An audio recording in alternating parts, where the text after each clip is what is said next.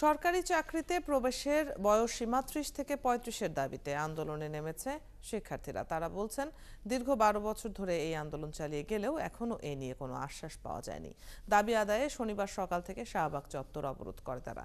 সন্ধ্যার পর একটি প্রতিনিধি দল প্রবাসী কল্যাণ ও বৈদেশিক কর্মসংস্থান মন্ত্রণালয়ের উপদেষ্টা ডক্টর আসিফ নজরুলের কাছে স্মারকলিপি জমা দিয়েছে।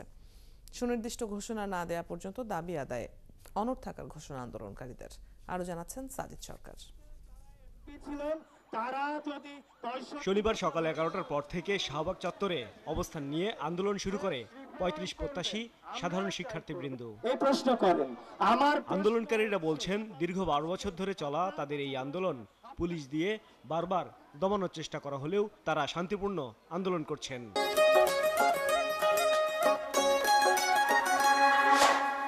আমরা আমাদের দেশের প্রয়োজনে ৮৪ বছরের আমাদের ডক্টর মোহাম্মদ ইউনূস স্যারকে নিয়ে এসেছি। তাহলে সে যদি ৮৪ বছর বয়সে দেশকে দিতে পারে, তারই ফেলো হয়ে আমরা কেন ৩৫-এ দিতে পারবো না? ইউরোপ বলেন, অন্যান্য দেশ বলেন, শুধু পাকিস্তান বাদে সকল দেশে বয়সসীমা ৩৫। দেশের বিভিন্ন বিশ্ববিদ্যালয়ে সেশন জট, করোনা মহামারী ও রাজনৈতিক ডামাডোলের কারণে অনেকের বয়স শেষ হলেও পাননি সরকারি চাকুরি।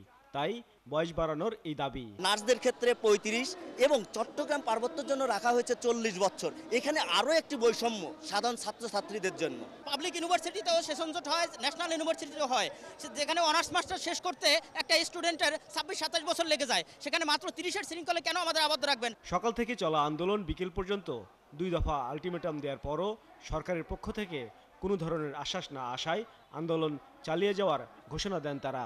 আমরা অহিংসভাবে শৃঙ্খলা আন্দোলন করছি, অতএব সমাধান না হওয়া পর্যন্ত, প্রত্যাবনের আশ্বাস না হওয়া পর্যন্ত, সময় নির্ধারণ না হওয়া পর্যন্ত আমরা এখানে অবস্থান করব এবং শেষ মুহূর্ত পর্যন্ত অবস্থান করে প্রতিষ্ঠিত করে ইনশাআল্লাহ। এদিকে দিনভর শাহবাগ চত্বর অবরুদ্ধ থাকায় শনিবার ছুটির দিনেও আশপাশের এলাকায় তৈরি হয় তীব্র যানজট। সাজিদ সরকার, ৭১, ঢাকা।